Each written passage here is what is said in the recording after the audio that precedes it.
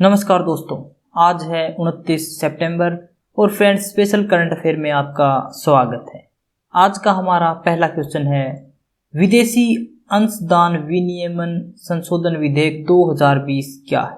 What is the foreign contribution regulation amendment bill 2020? तो यह अधिनियम व्यक्तियों, संगठनों और कंपनियों के विदेशी योगदान की मंजूरी और उपयोग को विनियमित करता है। The Act regulates the acceptance and use of foreign contribution of individuals, organizations and companies. विधेयक के अंतर्गत लोक सेवकों के विदेशी अंशदान लेने पर पाबंदी लगाने का प्रावधान किया गया है। लोक सेवक में वे सभी व्यक्ति शामिल हैं जो सरकार की सेवा या वेतन पर अथवा जिन्हें किसी लोक सेवा के लिए सरकार से मेहनताना मिलता है। विधेयक में आधार को गैर सरकारी संगठन, एनजीओ या विदेशी योगदान प्राप्त करने वाले लोगों और संगठनों के सभी पदाधिकारियों, निदेशकों और अन्य प्रमुख अधिकारियों के लिए एक अनिवार्य पहचान दस्तावेज बनाने का प्रस्ताव किया गया है। विधेयक के अनुसार कोई भी व्यक्ति, संगठन या रजिस्टर्ड कंपनी विदेशी अंशदान प्राप्त करने के पश्चात किसी अन्य संगठन को उस विदेशी अंशदान का ट्रांसफर नहीं कर सकता है। अधिनियम के अंतर्गत प्रत्येक व्यक्ति जिसे वैध प्रमाण पत्र मिला है, वह प्रमाण पत्र की समाप्ति से पहले 6 महीने के भीतर उसका नवीनीकरण कराना चाहिए।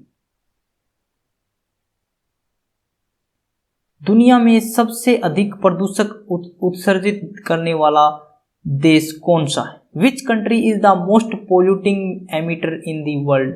तो चाइना, चीन दुनिया में सबसे अधिक प्रदूषक उत्सर्जित करने वाला देश है। यह कुल ग्रीन हाउस गैस उत्सर्जन का 1/4 हिस्सा उत्सर्जित करता है। चीन का लक्ष्य 2030 से पहले कार्बन डाइऑक्साइड उत्सर्जन की चरम सीमा तक पहुंचना और 2060 से पहले कार्बन तटस्थता प्राप्त करना है। यूरोपीय संघ ने 2050 तक जलवायु तटस्थता के लक्ष्य को निर्धारित किया है। जलवायु तटस्थता, जिसे सामान्यतः शुद्ध शून्य उत्सर्जन की स्थिति के रूप में व्यक्त किया जाता है, देश के कार्बन उत्सर्जन को संतुलित करती है। इसके अंतर्गत वातावरण से ग्रीन हाउस गैसों का अवशोषण और निष्कासन जैसी गतिविधियां शामिल हैं। इसके अतिरिक्त चीन पहले से ही अपनी 15% ऊर्जा मांग गैर जीवाश्म ईंधन से पूरी करता है।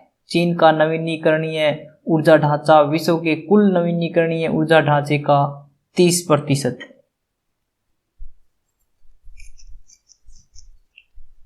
पूषा अपघटक नामक तकनीक कैसे काम करती? How does a technique called Pusa decomposer work? जब किसान फसल अपशिष्ट या पराली पर इस तरह मिश्रण का छिड़काव करता है तो फसल अपशिष्ट या पराली नरम होकर 20 दिनों में पिघल जाती है।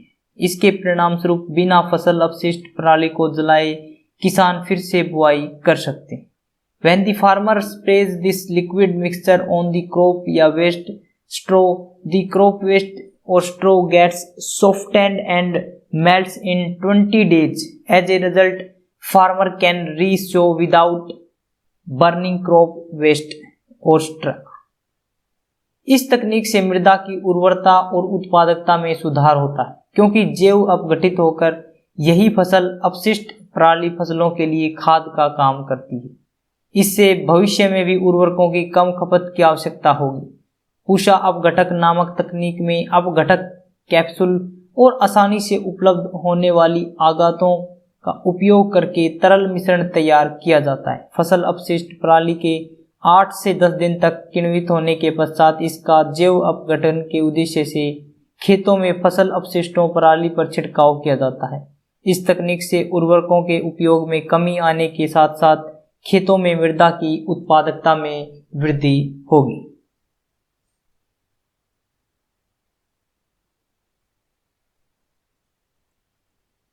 फसल अवशेष जलाना किस कानून के तहत अपराध है? Burning of crop residue is an offence under which law? तो फसल अवशेष जलाना भारतीय दंड संहिता की धारा 188 और वायु प्रदूषण एवं नियंत्रण अधिनियम 1981 के अंतर्गत एक अपराध है। Burning of crop residue is an offence under Section 188 of Indian Penal Code and Air Pollution and Control Act 1981। फसल अवशेषों को जलाने से लगभग 149.24 MT कार्बन डाइऑक्साइड, 9 MT से अधिक कार्बन मोनोऑक्साइड और 0.25 MT sulphur dioxide, 1.28 MT particulate matter और 0.07 MT ब्लैक कार्बन आदि प्रदूषक उत्सर्जित होते हैं। ये पर्यावरण प्रदूषण के साथ साथ दिल्ली में धुंध और हिमालय के ग्लेशियरों के पिघलने के लिए भी जिम्मेदार है। धान की पराली को जलाने से उत्पन्न ऊष्मा के मृदा में 1 सेंटीमीटर तक प्रवेश कर जाने से मृदा का तापमान 33.8 से 42.2 डिग्री सेल्सियस तक पहुंच जाता है। इससे उपजाऊ मृदा में उपस्थित महत्वपूर्ण और उपयोगी बैक्टीरिया और कवक को बड़ी मात्रा में क्षति पहुंचती है। नासा का आर्टेमिस कार्यक्रम क्या है? What is NASA's Artemis program? तो नासा ने अपने आर्टेमिस कार्यक्रम की रूपरेखा प्रकाशित की है, जिसमें 2024 तक मनुष्य, एक महिला और एक पुरुष को चंद्रमा पर भेजने की योजना बनाई गई। NASA has published the outline of its Artemis program which plans to send humans, 1 female and 1 male, to the moon by the year 2024। अंतिम बार नासा ने चंद्रमा पर इंसानों को 1972 में अपोलो मिशन के दौरान भेजा था। आर्टेमिस कार्यक्रम के माध्यम से नासा 2024 तक मनुष्य, एक महिला और एक पुरुष को चंद्रमा पर भेजना चाहता है। इस मिशन का लक्ष्य चंद्रमा के दक्षिणी ध्रुव सहित चंद्रमा की सतह पर अन्य जगहों पर अंतरिक्ष यात्रियों को उतारना है। आर्टेमिस कार्यक्रम के माध्यम से नासा अपनी नई प्रौद्योगिकियों, अक्षमताओं और व्यापार दृष्टिकोण का प्रदर्शन करना चाहता है, जो अंततः भविष्य में मंगल ग्रह के अन्वेषण के लिए आवश्यक होंगे। फ्रेंड्स, अगर आपको एसएससी के, चाहे आप एसएससी सीएचएसएल के लिए प्रिपेयर कर रहे हो, सीजीएल के लिए, सीपीओ, एमटीएस, किसी भी उसके लिए प्रिपेयर कर रहे हो, तो फ्रेंड्स आप यहां से करंट अफेयर तैयार कर सकते हैं। नासा का आर्टेमिस कार्यक्रम कितने भागों में विभाजित है? How much is NASA's Artemis program divided into? तो नासा का आर्टेमिस कार्यक्रम 3 भाग में विभाजित किया गया है। NASA Artemis program is divided into 3 parts. पहला भाग आर्टेमिस 1, जो कि पूरी तरह से मानव रहित होगा और इसमें नासा द्वारा उपयोग किए जाने वाले स्पेस लॉन्च सिस्टम और ओरियन अंतरिक्ष यान का परीक्षण किया जाएगा। इसे अगले वर्ष 2021 तक लॉन्च किया जाएगा। दूसरा भाग आर्टेमिस 2 है, जिसमें मानव दल को शामिल किया जाएगा और 2023 तक लॉन्च किया जाएगा। हालांकि मिशन के इस हिस्से में चंद्रमा की सतह पर लैंड नहीं किया जाएगा। मिशन का तीसरा और अंतिम भाग आर्टेमिस 2 या आर्टेमिस 3 है, जिसे 2024 में लॉन्च किया जाएगा और मिशन के इस हिस्से के तहत अंतरिक्ष यात्रियों को चंद्रमा के दक्षिणी ध्रुव पर उतारा जाएगा। लुसेर परितंत्र क्या है? व्हाट इज लुसेर इकोसिस्टम? तो यह इंडोनेशिया के सुमात्रा द्वीप पर एक वन क्षेत्र है। लुसेर परितंत्र सबसे प्राचीन और जीवन समृद्ध पारिस्थितिकी तंत्र है। It is a forested area on the island of Sumatra, Indonesia. The Lusair ecosystem is the most ancient and life-rich ecosystem. यह पृथ्वी पर अंतिम स्थान है जहां सुमात्रा के ओरंगुटान, हाथी, बाघ, गैंडे और सनबियर्स अभी भी एक ही पारिस्थितिकी आवास में घूमते हैं। ज्ञानपीठ पुरस्कार किसे दिया जाता है? Who is given the Jnanpith award? तो भारतीय ज्ञानपीठ द्वारा संविधान की 8वीं अनुसूची में वर्णित 22 भारतीय भाषाओं में लेखन करने वाले साहित्यकार को साहित्य के क्षेत्र में आजीवन योगदान हेतु यह पुरस्कार प्रदान किया जाता है। This award is given by the Bharatiya Jnanpith to the literacy writer writing in 22 Indian languages mentioned in the 8th schedule of the Constitution for his lifetime contribution in the field of literature. इस पुरस्कार के तहत 11 लाख रुपए की धनराशि, प्रशस्ति पत्र तथा वाग्देवी की कांसे की प्रतिमा प्रदान की जाती है। पहली बार ज्ञानपीठ पुरस्कार 1965 में मलयालम साहित्यकार जी शंकर कुरुप को दिया गया था। लोक अदालत से क्या अभिप्राय है? वट डज लोक अदालत मीन? तो लोक अदालतें ऐसे मंच या फोरम होते हैं जहां मामलों का सौहार्दपूर्ण तरीके से निपटारा किया जाता है।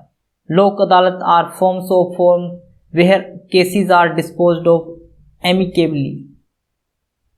यह सामान्य न्यायालय से अलग होता है क्योंकि यहाँ विवादित पक्षों के बीच परस्पर समझौते के माध्यम से विवादों का समाधान किया जाता है। लोक अदालतों का आयोजन राष्ट्रीय विधिक सेवा प्राधिकरण द्वारा अन्य हितधारकों के साथ मिलकर किया जाता है। लोक अदालतों में सभी दीवानी मामले, वैवाहिक विवाद, नागरिक मामले, भूमि विवाद, मजदूर विवाद, संपत्ति बंटवारे संबंधी विवाद, बीमा और बिजली संबंधी विवादों का निपटारा किया जाता है। विधि के तहत ऐसे अपराध जिनमें राजीनामा नहीं हो सकता है तथा ऐसे मामले जहां संपत्ति का मूल्य 1 करोड़ रुपए से अधिक है, उनका निपटारा लोक अदालतों में नहीं हो सकता। लोक अदालत की स्थापना का सर्वप्रथम विचार भारत के पूर्व मुख्य न्यायाधीश P.N. भगवती द्वारा किया गया था। सबसे पहली लोक अदालत का आयोजन 1982 में गुजरात में किया गया था। 2002 से लोक अदालतों को स्थायी बनाया गया। विकास के लिए सबसे अच्छा मार्ग आजादी का मार्ग। अगर आपको विकास करना है तो लोगों को आजादी दीजिए, स्वतंत्रता दीजिए उन्हें अपने कार्य को करने की। वो सबसे अच्छा मार्ग होगा आजादी का। फ्रेंड्स, अगर आपको आज की वीडियो अच्छी लगी तो इसे लाइक करें, शेयर करें और हमारे चैनल को सब्सक्राइब करें ताकि आपको नोटिफिकेशन मिलता रहे।